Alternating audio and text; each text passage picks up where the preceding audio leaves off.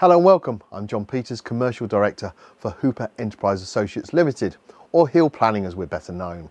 This video is a case study detailing a recent planning appeal in the Walsall Metropolitan Borough Council area for a proposal for a two-storey side and single-storey rear extension that we at Hill Planning undertook for a client.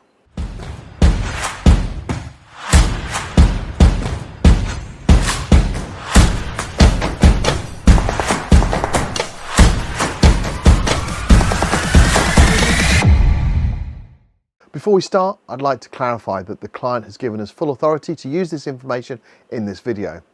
This case started for us when we were contacted by our client after their recent application had been refused by Walsall Metropolitan Borough Council Planning Department, and a decision notice had been issued to our client refusing the application.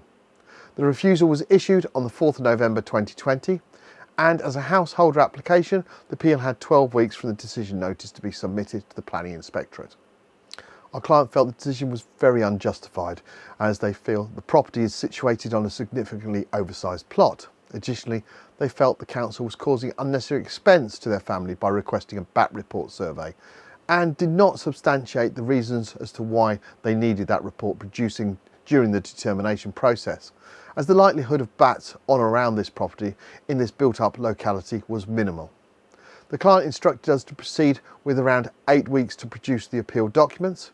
We always recommend leaving at least a whole clear month from instruction to appeal deadline, just in case additional investigations are needed to strengthen any arguments. But the bottom line is, the more time you have, the better it is. The refusal reasons given by Walsall Metropolitan Borough Council were in 3 comprehensive and substantial paragraphs, starting with two-storey side extension and focusing on the design would not be subservient. It would be too wide. It would fail to maintain symmetry of the 2 semi-detached properties and therefore detrimental to the appearance of the host dwelling, street scene and character of the area. Next, Walsall Metropolitan Borough Council went on to the proposed single-storey rear extension, stating there was a lack of information, that the design encroached on neighbouring properties and as such would have a detrimental effect on other properties' amenity. The third paragraph to the refusal reason related to bats, and that the applicant had not provided a BAT survey. Throughout the refusal, Metropolitan Borough Council quoted over 25 different policies, both local and national, along with various development plans and design plans that they claimed that the application was contrary to. This refusal was very comprehensive and featured an unusually high number of policies for this type of development, and as such, we suspect that many were not as relevant as they were being made out to be.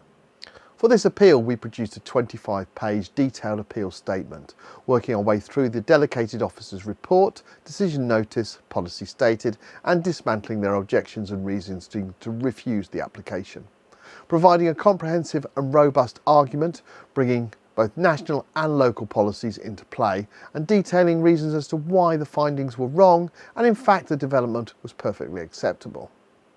Additionally, we completed a detailed amount of research to find very similar cases that the Planning Inspectorate had previously granted and looked to use these cases to support our argument.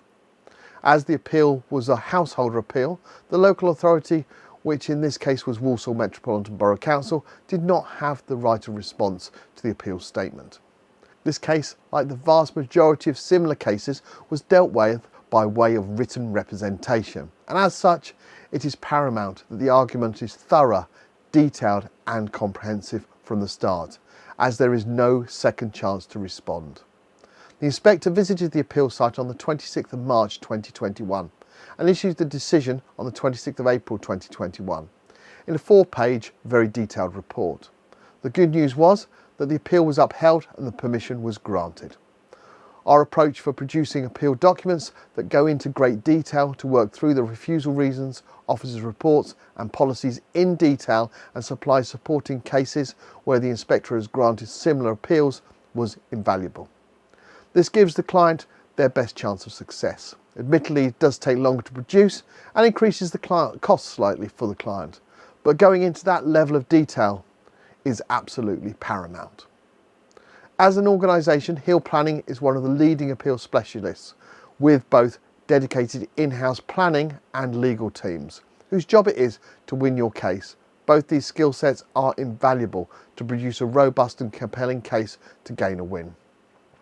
You won't find many organisations in our industry that have both of these skill sets, a planning and a legal team, and it's most definitely a major reason why we have the success rate we do. Without appealing your planning refusal, you cannot gain the permission you would like. Your appeal will go to the Planning Inspectorate. They're a government-based organisation that is appointed by the Secretary of State to handle all types of planning appeals. Based out of Bristol and covering England and Wales, the Planning Inspectorate gives you a chance of success to gain that permission you are seeking and taking the decision process away from your local authority's planning officer. You'll find a host of various videos about various types of planning appeals and services we offer on our website.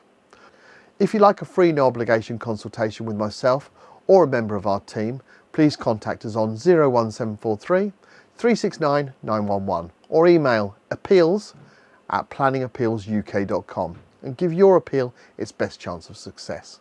Thank you for watching, and we look forward to speaking with you soon.